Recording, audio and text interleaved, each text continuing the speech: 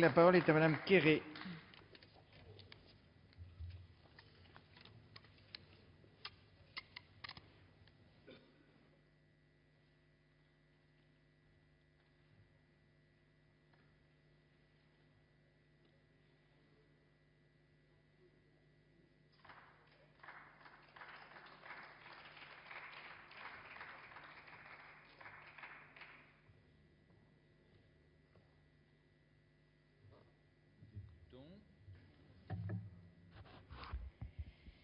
Merci, Monsieur le Président, Monsieur le rapporteur, Monsieur le Ministre, mes chers collègues.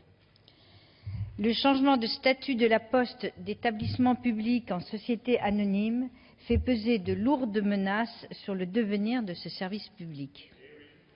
Cela a été dit et redit, le service public postal est le premier service public de proximité. Son rôle est crucial pour la collectivité, tout particulièrement en milieu rural. Je vous rappelle que dans nos petites communes, au cœur de nos régions, bien souvent la seule visite que reçoivent les personnes âgées et isolées, c'est la visite du facteur. Non seulement il amène le courrier, mais aussi le journal et parfois la pension. Le service public postal est l'affaire de tous.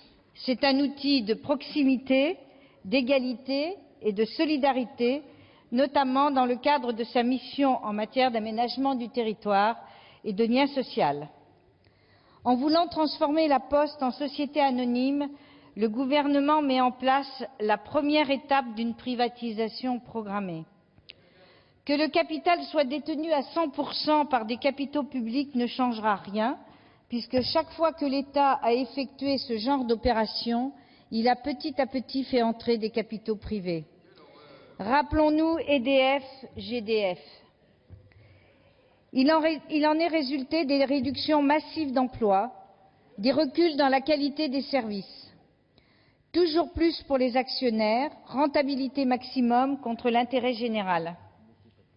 La privatisation de la Poste aura pour conséquence une détérioration considérable des services à la population. Les usagers seront les premières victimes. Il en résultera moins de tournées, moins de levées, entraînant de plus grands délais de distribution de courrier et d'autres, pas de remplacement des agents. Ça vous dérangerait pas de respecter quand on parle? Nous vous écoutons. Nous avons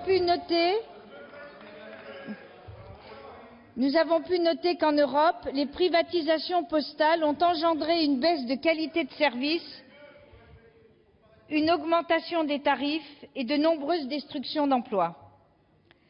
N'oubliez pas, toutes les enquêtes d'opinion le notent, les Français sont très attachés au service public postal. Rappelons-nous l'énorme succès de la votation citoyenne sur la Poste, avec une participation maximum qui a démontré de façon magistrale et sans appel le fort attachement des Français au service public postal. Il est d'ailleurs tout à fait regrettable qu'il n'y ait pas eu de référendum sur ce sujet. Pour nous, élus de gauche, les services publics doivent permettre de placer l'usager au cœur des dispositifs. C'est un des instruments de la démocratie sociale.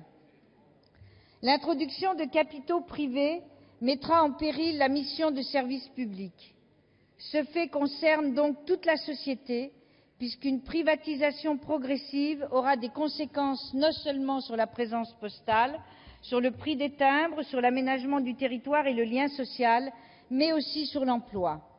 En effet, sur l'emploi, le risque concerne le personnel, car avec le basculement de la Poste dans le droit commun, l'emploi de personnel contractuel, qui était jusque-là une possibilité, deviendra la règle. Et en l'absence de convention collective des activités postales, les opérateurs concurrents risquent de pratiquer une politique de dumping social dangereuse pour les salariés de la Poste. Et là, je me pose une question. Les 2,7 milliards d'euros promis par l'État ne vont-ils pas surtout servir à financer un plan social?